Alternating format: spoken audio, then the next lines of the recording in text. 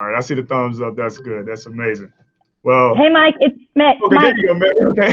how are ya? I'm doing well. Yeah, I wasn't sure. I was like, should I just jump in, get started, or what? No, so I'm gonna just say a few words. Can you guys all hear me? Mr. Aramentz's classes, can you give me a thumbs up if you can hear me? Awesome. Well, thank you guys so much for having us today. My name is Meg. I work for the Houston Texans, and we heard that you guys in Mr. Aramentz's classroom used the stats challenge presented by Schlumberger. So we just wanted to come and say hi, say thank you for that, using it in your classrooms, and just talk a little bit about math. And I have two very special guests with me today. As you just saw, number 28, safety, local Houstonian, and the captain of your Houston Texans, Michael Thomas, is here to talk to you guys a little bit about how he uses math. And then we also are joined by Zach Warlick at Schlumberger, and he is the manufacturing manager over there. So we're just going to ask them a few questions about how they use math in their everyday lives, and maybe leave it up, if we have some time at the end, to leave it to you guys to ask some questions, whether about what they do or how they use math or any obstacles that they've overcome. But Mike, you good if I start with you? Yeah, that's perfect. Let's go. Oh, look at that sign. You see that in the Brandon over there? He has a We Are Texans sign. He's I love repping it. us. That's good. Love Appreciate it. So Mike, Texans. can you tell us a little bit about your time at the Texans and then in the NFL and what position you play? Yeah, so for all you who don't know me, I'm Michael Thomas. I play safety for the Houston Texans, number 28. I just signed here this year, so this is my first year with the Texans. I love it. But like Meg said, I grew up in Houston, just like y'all. Went to school out here, so the Texans were my favorite team growing up as well. So it's a dream come true for me to play for the Texans. That's awesome. And where did you go to college? I went to Stanford out in California. And what did you study at Stanford? I studied sociology at Stanford and ended up getting my MBA at the University of Miami when I played for the Dolphins. That's awesome. And so throughout your MBA and probably your undergrad degree, you probably used math a little bit throughout that education process. Can you tell us some examples of how you use math and throughout your education? Oh, absolutely. Yeah, I definitely had to use math throughout getting my undergrad degree in college and when I got my MBA. But specifically, I'll start with the undergrad when I was in college. I had to take a course called statistics, in order to fulfill my to get my degree. And with statistics, Meg, and to all you, I had to always add up. Anytime I did a survey, anytime I wanted to do some research, I had to add up all the people that I would ask questions, just like I'm getting asked questions now. I had to add up all those people, how many people said yes to a question I asked, how many people said no, subtract them, see what the difference was, and figure out, was there a correlation to the questions I asked and to the solution I was trying to gain. Wow. And, that sounds like a lot. And just, going through the process, was there any obstacles that you faced when, whether it be at your MBA or, being a student athlete? And can you talk a little bit about how you overcame those? Yeah, absolutely. The very first thing was going from high school to college. I had to learn that, okay, the type of math that they're requiring you to do in college is very different from the type of math that they require you to do in high school. And all of you, y'all are in sixth grade, right? Can I get a thumbs up? Are y'all in sixth grade? Yes or no? Yes? So is the math a little different from when you were in fifth grade to now? Is it different in sixth grade than it was in fifth grade? Is it a little different? Yes or no? So what we're doing is, we're doing fifth grade and sixth grade combined. So okay, it's all fifth and sixth. Okay, well, that's even better. So is it a little different than when maybe you were in fourth grade then? Is the math just a little different than when you were in fourth grade?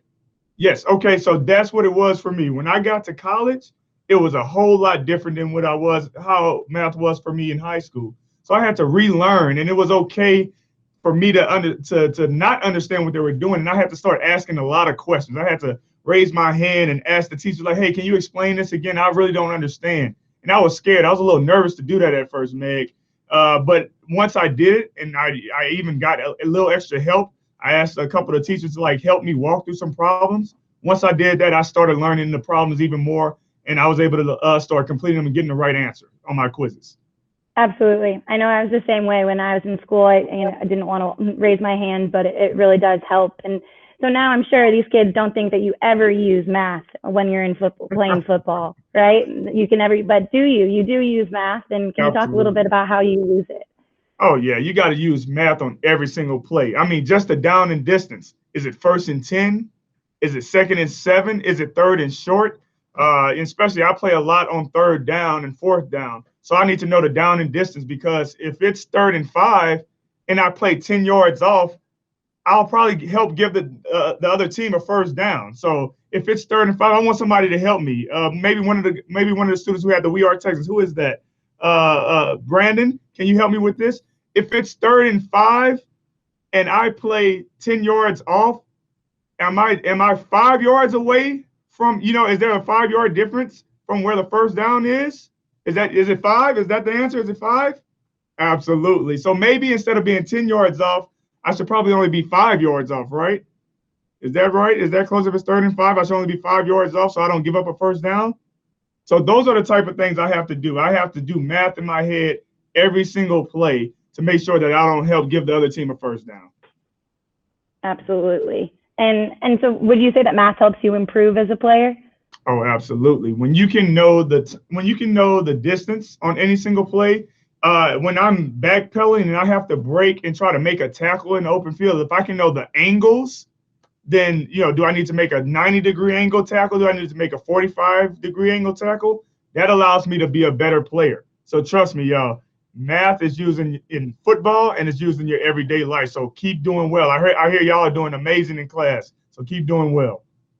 Yes, I heard that too, Mr. Armentz's classes. I hear you guys are doing such a great job, but you said that you use it in your everyday life, right? Right. Can you give us a few examples of how you're using it in your everyday life? Absolutely. So even today, like when I'm not playing football, I use math so I can make sure that I budget in my finances to make sure I can pay my bills, so that I can make sure that I have enough money to take care of my family.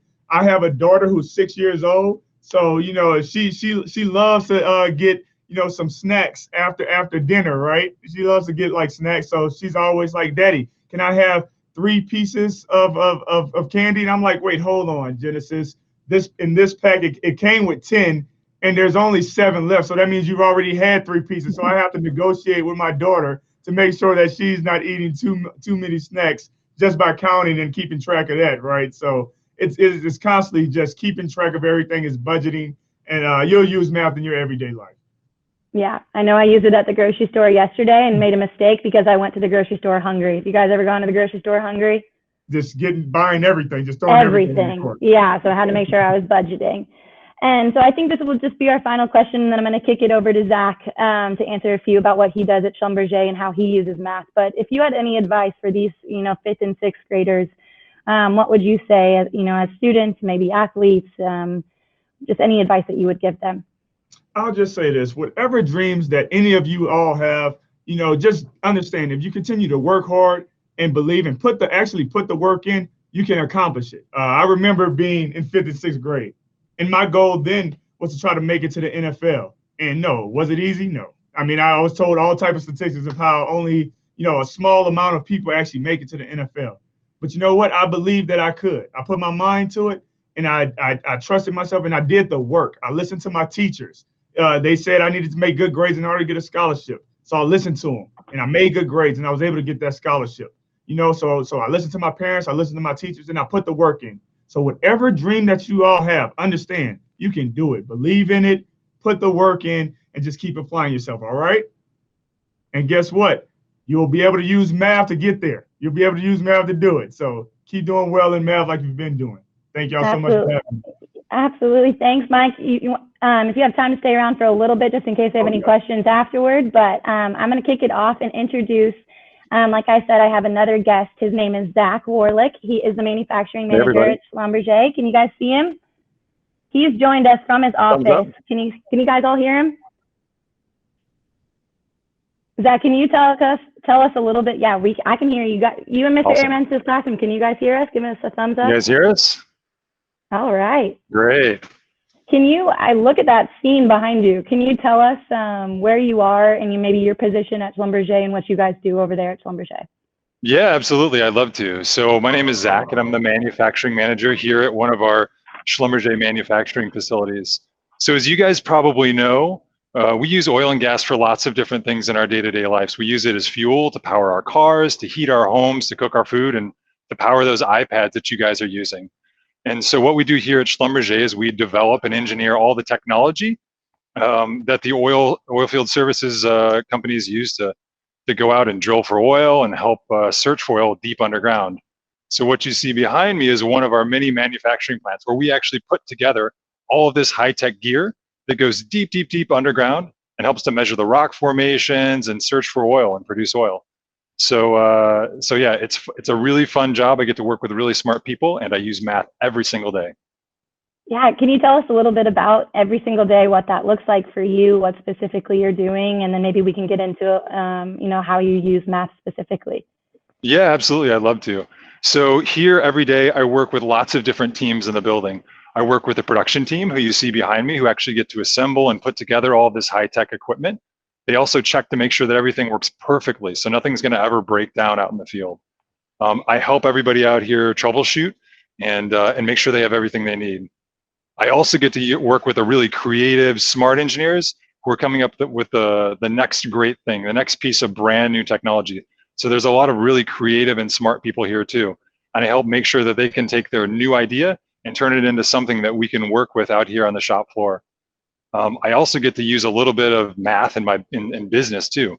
So we want to make sure that the company is doing well and we're making lots of profits and we're being very efficient.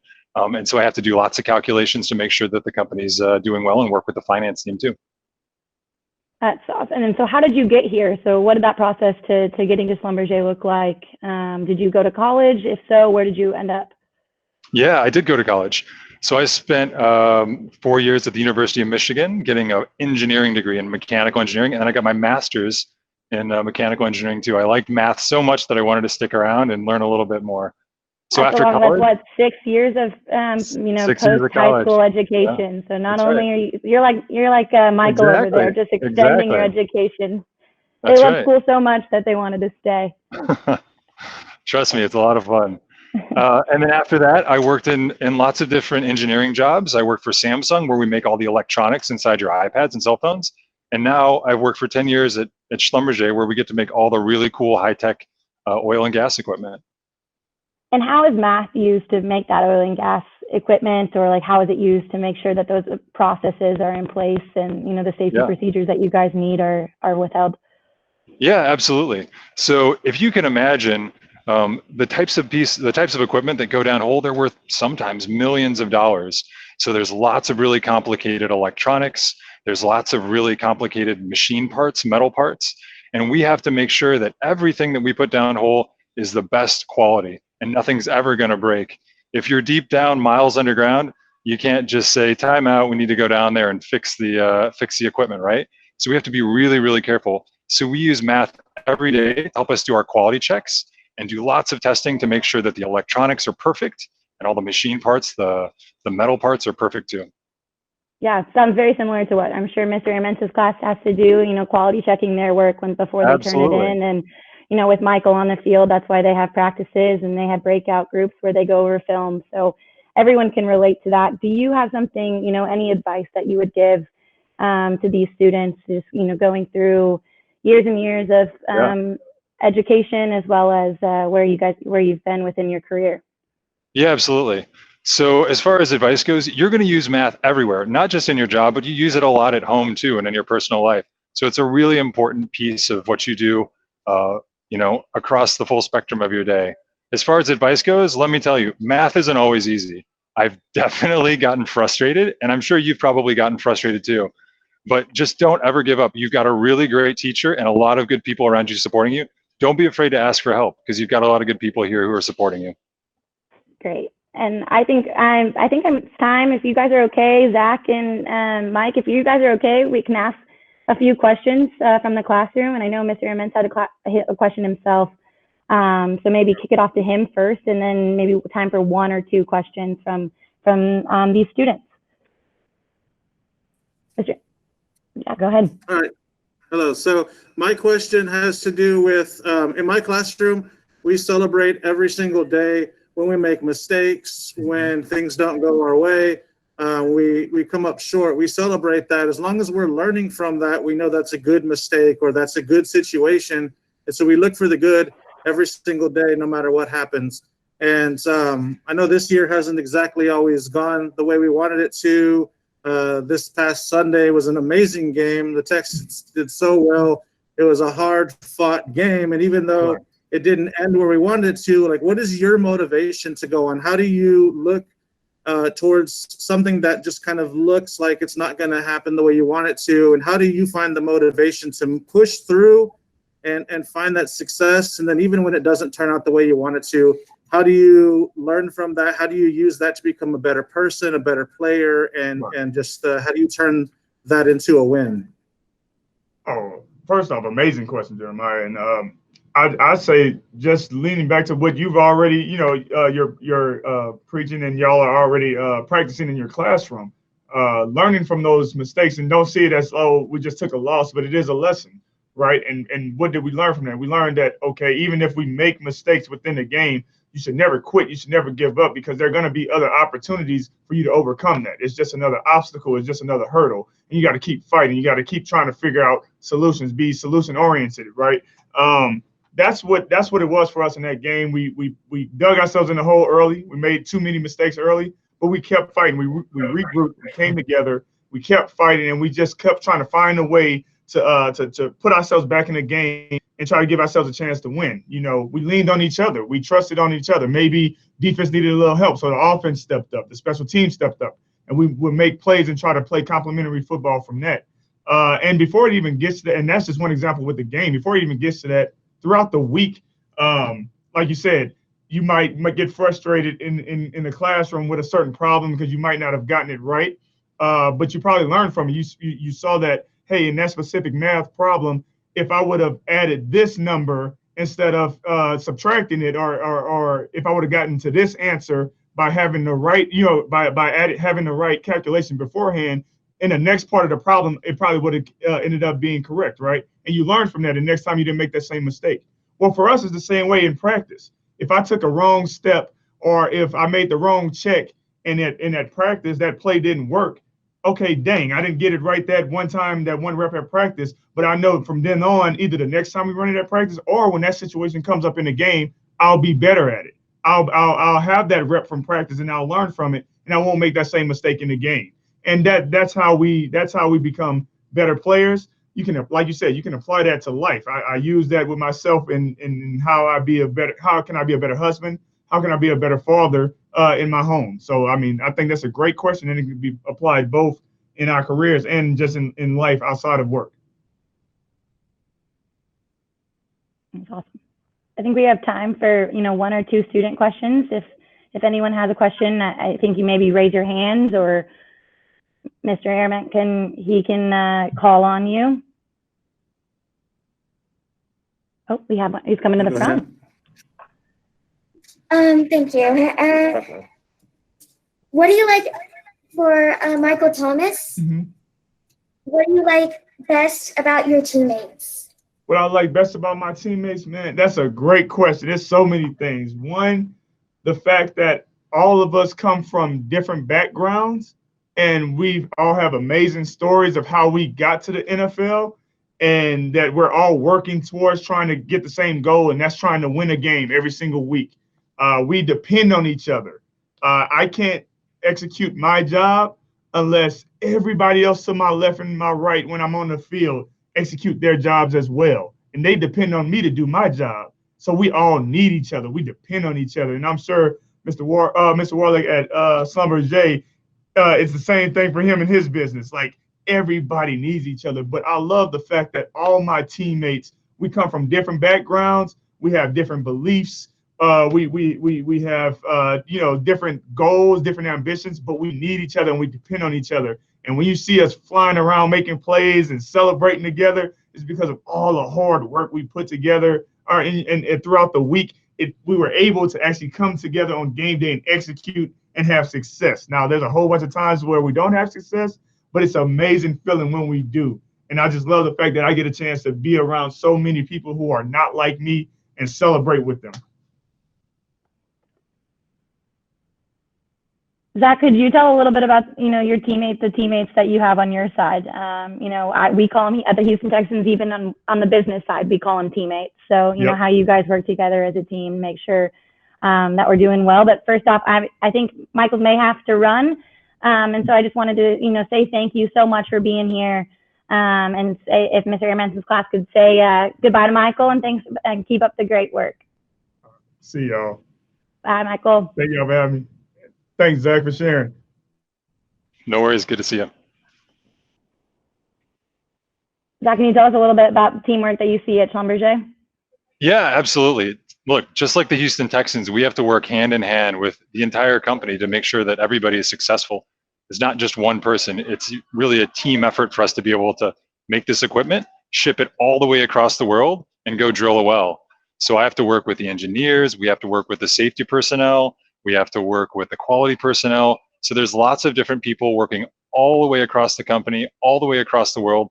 And it's only as one team that we're able to be successful. That's awesome. You have time for one more question? Or Sure. Cool.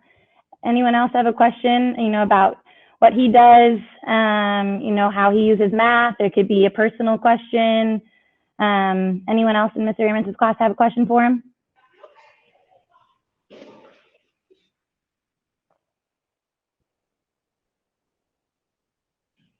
I think we have one. See him walking. Right.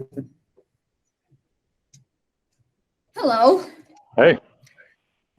So my question is, how do you get along with your fellow teammates or coworkers all the time? Do you always agree? So, you know what? That's a great question. So lots of times there are a lot of creative people, and a lot of people have different ideas. We're all working towards one single goal, but there can be lots of different ways to get there. So sometimes we have different ideas about the best way to solve a problem or the different way to do some troubleshooting. But what we do is we all get together, we discuss, and we find the best solution together. And usually we take a good part of one idea and a good part of the other idea and bring them together. And like that, we're taking everybody's feedback, taking everybody's ideas, and making the best of all the different inputs that we have. So at the end of the day, we come together and try and find some success. Do you guys do that in your classroom too? Oh, walking away. I'm sure you guys do that in your classroom. But again, we just want to thank you guys so much for using the Stats Challenge presented by Schlumberger in your classroom and working together as a team to complete those challenges and curriculum each week. And we're just so grateful for you guys and want to make sure that you keep up the great work. And thanks so much for having us today. Bye, everybody. Go Texans.